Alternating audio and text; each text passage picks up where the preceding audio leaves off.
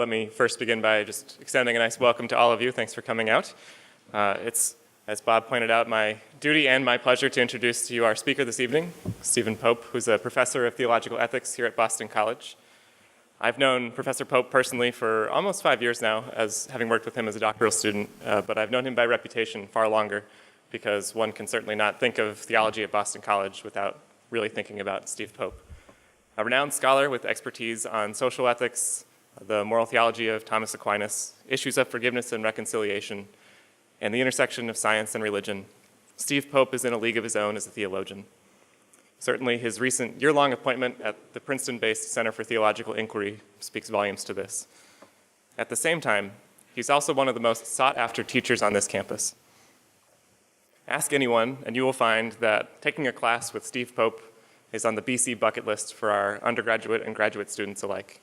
And perhaps more importantly, the ever-scientific assessment of teaching excellence that is ratemyprofessor.com gives you a perfect 5.0. I'm just saying, I know of which I speak here. It was an exceptional coup for us at the Church in the 21st Century Center then, when we somehow managed to cajole Steve Pope into serving as the guest editor for our current issue of C21 Resources. Given his wildly busy schedule, we must have caught him off guard or led him to believe somehow that it wouldn't be a whole lot of work. Given the quality of the magazine and his presence here this evening, that was clearly a lie, or as we say in theological circles, an equivocation. From our perspective, though, it was a no-brainer. Throughout his illustrious career, Professor Pope has regularly explored theological issues that get to the heart of what the Catholic Christian family is called to be. His first book, for instance, addressed, in part, the order of charity, a Thomistic concept that helps Christians navigate the multiple and sometimes conflicting responsibilities that we face in our roles as parents, children, spouses, siblings, and neighbors. Meanwhile, his broader work on social ethics highlights the tensions family face in their ad intra duties and their ad extra vocations. Finally, Professor Pope is also deeply invested in these questions on a practical level, and not just a theoretical one, for he is a husband and father whom we all know to be working with his wife and children to practice what the church preaches. For all these reasons, then, Steve Pope is keenly aware of the pastoral challenges facing Catholic families as they strive to answer God's call to carry faith forward. Thus, he was the perfect guest editor for our spring 2015 issue and the perfect speaker to address you all this evening on this very topic. So please join me in welcoming Professor Stephen Pope. Thanks, Connor. I'd like to correct a few factual inerrancies. Connor did not help me. I helped Connor. He did a lot of the work, and whatever he didn't do, Karen did, and Ellie did. So I want to start really by sincerely thanking Karen Kiefer and Ellie Sabata for all the work they put into the volume. It's beautiful, and they do it with grace and calmness and generosity of spirit. That's a good example for how I should conduct myself. We're going through a massive change in the way the family is understood and structured. Descriptively, in my neighborhood in West Roxbury, when I moved in, there were a sea of Irish Catholic families. People across the street were the Lynches. They had 11 children. The people next to me were the Sharps, and they had a two-family full of people, family and friends living there. Across the street was another elderly Irish gentleman. Everybody was white, everybody was a nuclear family and with children. Now that's all changed. And I think the experience we have in Boston and people all over our country have is analogous or resonates with what's going on all over the world. So when we have this big descriptive change and what's actually happening in people's lives, then we have to think about the norms and the ideals we're striving for that are going to be appropriate to the society that we're living in. And I think that's what the church is trying to do collectively now, is think carefully, honestly, about the reality of the family, and then try to understand together how we can bring the gospel more into the way we live our families. And it's always a halting, imperfect process, and not everybody can agree all the time. But that also creates a lot of interest. It generates attention, but also creativity. So it's one of those situations where We have to be patient. We have to have, as the Pope Francis likes to say, mercy, and try to understand one another as we walk together toward in the 21st century. Marriage and family play a central role in the Catholic understanding of the Christian life. Marriage has the status of a sacrament that expresses the unbreakable bond between Christ and the Church. Children are the tangible embodiments of the love between a husband and a wife. Described as a domestic church, the family is the first experience of discipleship for children and an apostolate of love for all. That is, if it's functioning properly. The practices that are shared in a Christian household, my colleague Richard Gallardi has argued, provide a necessary foundation for family members' emotional health, moral and spiritual growth, social commitment, and ecclesial identity. All over the world, the last 50 years have seen massive changes to the family. In American society, the category family now includes single parents raising children, unmarried couples with children, adult couples living with elderly parents, and same-sex couples raising a child. In Europe and the United States, almost 4 out of 10 babies are born to unmarried parents. Catholics in these countries, at least for the most part, no longer think of the family only in terms of a heterosexual married couple with children. The family does not and never has come only in one form. Catholic cultures have historically appreciated the value of extended families, the network of aunts and uncles, or you say aunts and uncles, grandparents, in-laws, and cousins. The ancient Western unit of the household respected bonds and responsibilities that were not always based on marital relationships. The Church regards marriage as one of the officially designated 7 sacraments, but Catholic cultures have often appreciated the sacramental meaning of families as networks of relationships constituted by daily, tangible, and usually unspoken practices of loving and being loved. Contemporary families are much more complicated than is captured by the normative paradigm of the family promoted by popes for the last 100 years or so. As Herbert McCabe's article in the volume suggests, the portrait of the Holy Family in popular art does not communicate the messy nature of the full biblical narrative. If the Church, as Vatican II has suggested, is called to read the signs of the times and respond to them in light of the gospel, then these changes in the family present a major pastoral challenge to the Church. Despite significant changes to the institution of the family, and especially to marriage, most people want to belong to a loving, healthy family. Theologian Werner Jeanron calls family the first among institutions of love. It's a beautiful expression, the first among institutions of love. Families are often the source of our greatest challenges, but also our greatest joys.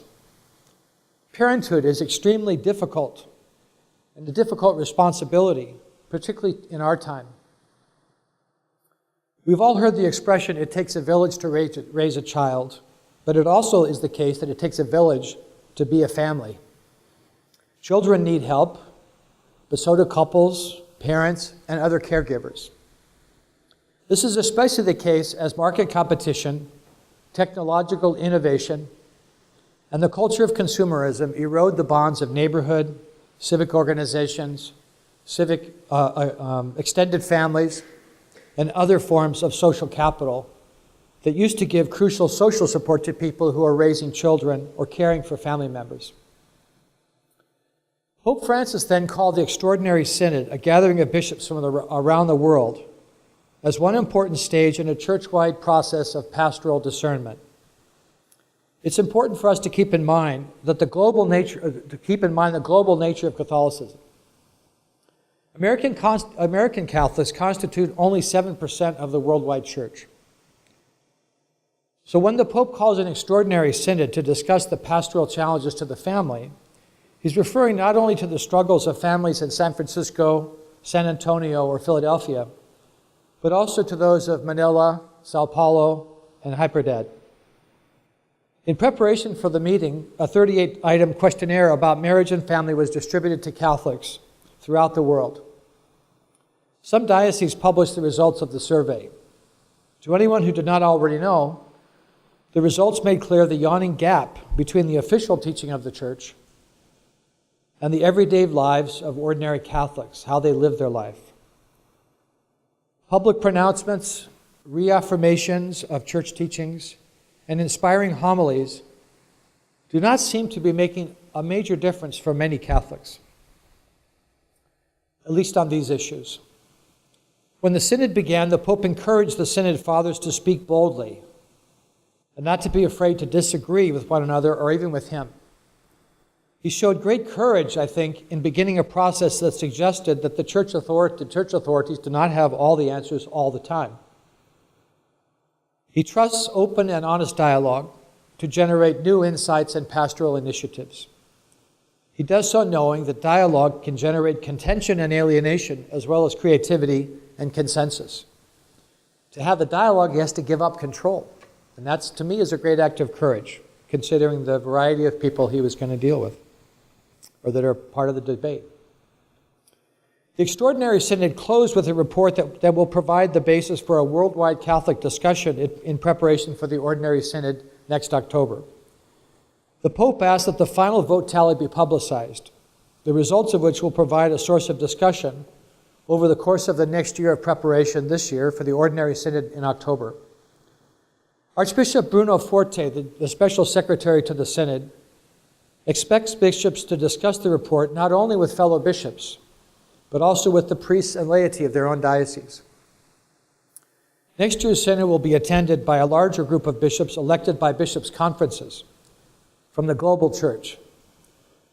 Pope Francis wants the discussions of the next Synod to play a major role in his formulation of guidelines for the pastoral care of families. He says he wants the Synod to involve real, not ceremonial consultation. What this really means in concrete terms remains to be seen. 3 hot-button issues at the Synod got the most attention from the Western media, and all bear directly on the state of the family in the Church in the United States. The reception of communion by Catholics who are divorced and remarried without an annulment, cohabitation, and same-sex marriage. First, most ordinary Catholics don't see the reception of communion as presenting any insuperable difficulties. They resonate with the Pope's description of the Eucharist as not a prize for the perfect, but a powerful medicine and nourishment for the weak. Cardinal Walter Kasper proposed that the Church begin a discussion about developing a process that would allow Catholics in non-sacramental marriages to be admitted to communion. Some influential cardinals rejected his suggestion as doctrinally impossible. The final report of the Synod did endorse making the annulment process more efficient and accessible, but a lot remains to be seen about where the next Synod will go. Secondly, cohabitation is widely practiced by Catholic couples. In fact, the majority of young couples in the United States now cohabit before they're married. They do so for a variety of reasons that run from testing the waters to financial efficiency and practical convenience. Some cohabiting couples intend to get married, but others do not. More and more women are waiting till the age of 30 or so to have their first child and do not feel it necessary to marry before that time.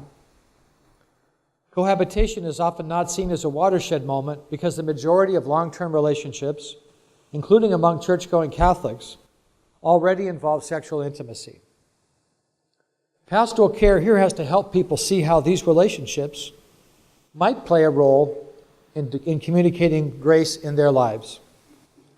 The Synod's Midway document even suggested that cohabitation might have positive values for couples. It is also worthwhile noting that many couples cohabit because they do not have the money to get married.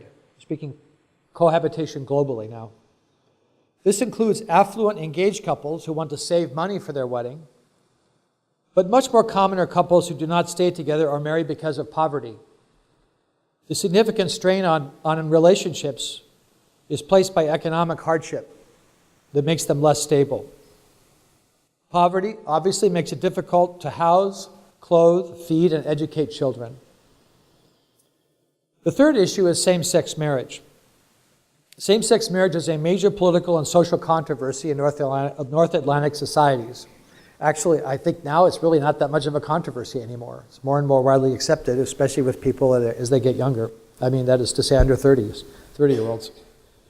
The Synod Fathers from Africa spoke about the need for pastoral guidelines. This is in contrast to our interest here in same-sex marriage. The Synod Fathers from Africa spoke about the need for pastoral guidelines in dealing with polygamous families, coerced marriages, and child marriages. They do not see the pastoral urgency of our interest in same-sex marriages or same-sex relationships. There is a more fundamental responsibility incumbent on Catholics everywhere to build a consensus that gay people possess the same human dignity and receive the same unconditional divine love as all of the rest of us. The Catechism of the Catholic Church, in fact, teaches that gay people, quote, must be accepted with respect, compassion, and sensitivity, unquote. This is a point of evangelization as well as of morality. Catholics are more often deeply shaped by their cultural and political circumstances than by the gospel. Archbishop Louis Ziegler of Monrovia recently declared that God sent Ebola to Liberia as a punishment for what he called homosexualism. Nigeria just passed a law that imposes a 14-year prison sentence on anyone caught in a homosexual relationship, and it assigns other harsh punishments for lesser offenses. Passage of the law led to a wave of violence against gays. Archbishop Ignatius Kagama of Jos, speaking on behalf of the Catholic hierarchy in Nigeria, praised the law as, quote, a step in the right direction, unquote, in defense of the sanctity of marriage. Catholic leaders backed a similar law in Uganda. More humanely, a newspaper sponsored by the bishops of South Africa, Botswana, and Swaziland criticized the Nigerian law and called on Catholics to stand with the powerless and, quote, sound the alarm at the advance throughout Africa of draconian legislation aimed at criminalizing homosexuals, close quote. While homophobia is increasing in some countries, it is a sign of progress that bishops are at least willing to challenge one another in the public forum for the sake of justice and human dignity. At the Synod, many bishops sought more humane alternatives to the harsher language used of gay and lesbian people as intrinsically disordered or sinning against nature. While at the Synod, Cardinal Christoph Schönbrunn of Vienna told a reporter that he actually admired gay couples he knew who had committed themselves to lifelong exclusive relationships. The Synod's midterm report spoke of welcoming homosexuals and acknowledged that same-sex union can provide precious support in the life of partners. The final report, however, replaced welcoming with addressing the pastoral needs of persons with homosexual orientation. A number of commentators have made suggestions for the next synod. The Pope seeks to build a consensus of wisdom within the Church that can help families carry their burdens, love one another, and grow closer to Christ. To do so, he wants to develop pastoral practices in light of the real-life experience of lay people and clergy. This approach is grounded in his vision of the Church as a community of the faithful called by the Holy Spirit to journey together in Christ. The synod process reflects the Pope's own desire to enhance collegiality and to empower the bishops to be leaders in their own right after a long period of centralization. The practical wisdom of the next synod could be enhanced significantly by expanding the range of its participants to include more lay women and more lay men. Families are comprised mostly of laity. If the Pope wants pastors and lay people to see themselves as traveling together as fellow pilgrims, then lay people ought to be given a much greater role next October. To its credit, synod sessions Synod sessions each began with a married couple's discussion of the issue to be examined that day.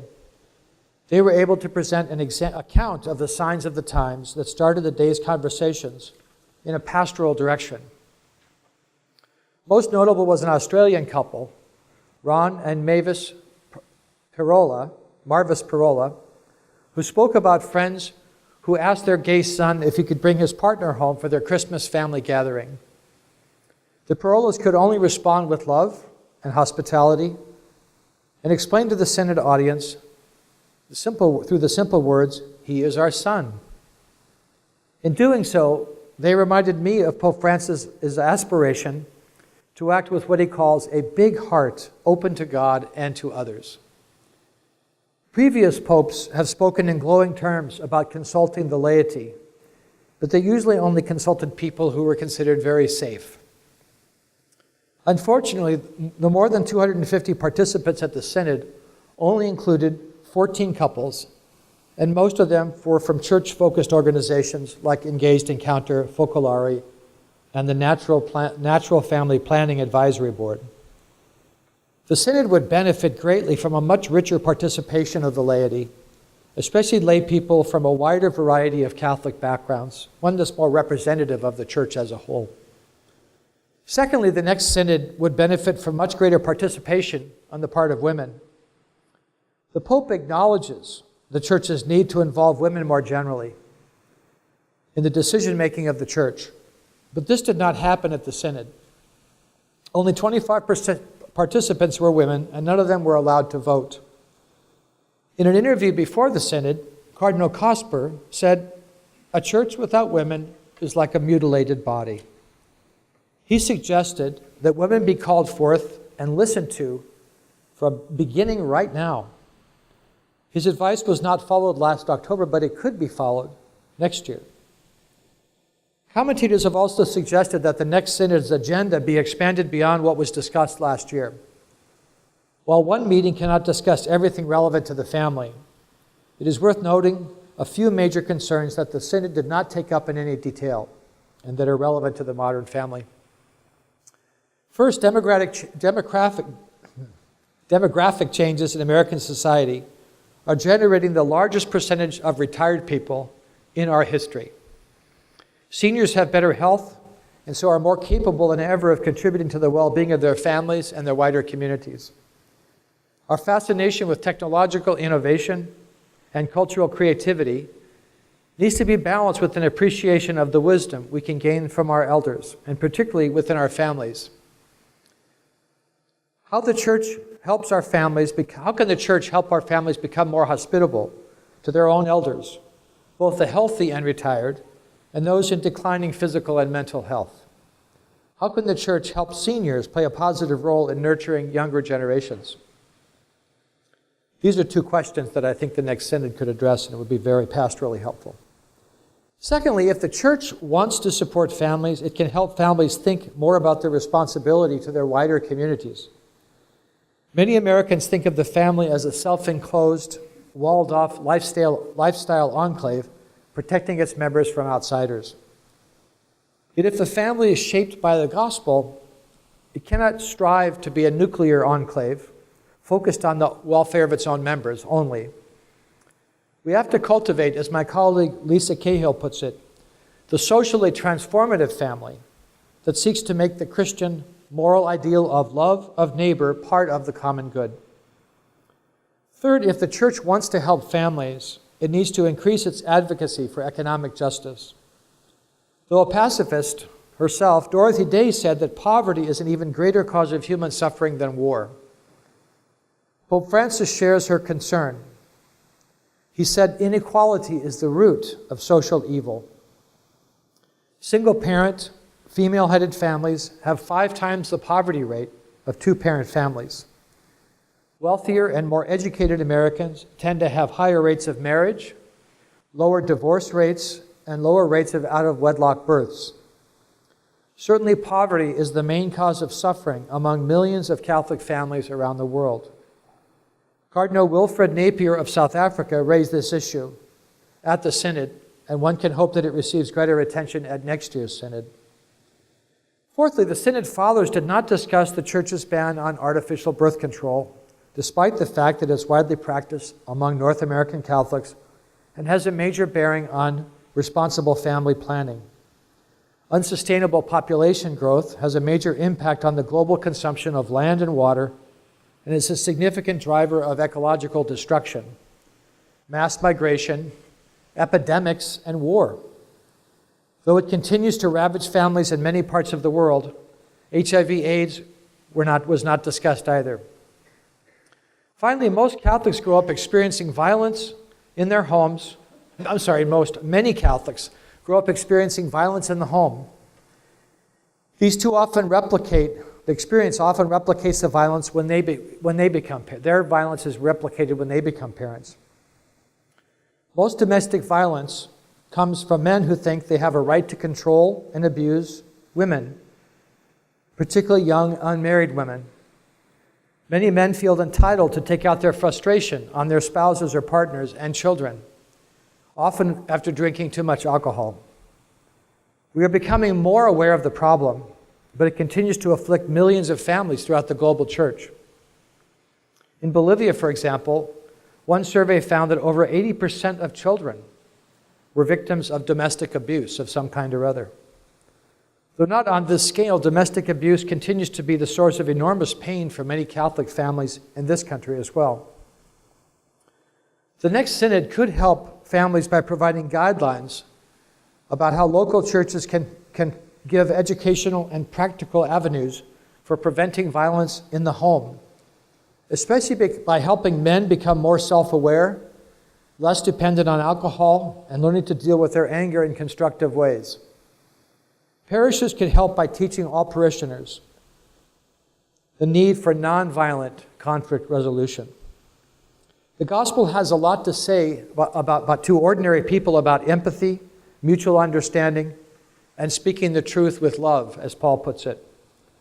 The next synod could help families by discussing guidelines to prevent domestic abuse, to get protection for vulnerable people, to work for the rehabilitation of perpetrators and healing of their victims, and where appropriate, to reintegrate families on the basis of respect and security. Conclusion. The greatest pastoral challenge facing the church today, I think, is to speak a word of hope to people who suffer. Catholic baby boomers who are alienated often see the church as censorious and judgmental. Catholics under 30 are not particularly resentful, but many are not particularly interested in what the church has to say. The best moral theologians that I know today have urged the church to provide resources that could help Catholics shape our consciences so that they are more in accord with the gospel, and to exercise personal responsibility for one another and for our communities. American popular culture often treats relationships as instrumental and commitments as negotiable. The church offers a countercultural witness in local communities of compassion and hospitality that accompany people leading imperfect and sometimes very messy lives. The church, Pope Francis wrote in his apostolic exhortation, The Joy of the Gospel, the church is called to be, quote, the house of the Father with doors always wide open, and where there is a place for everyone with all their problems. Close quotation. Thank you very much for your attention.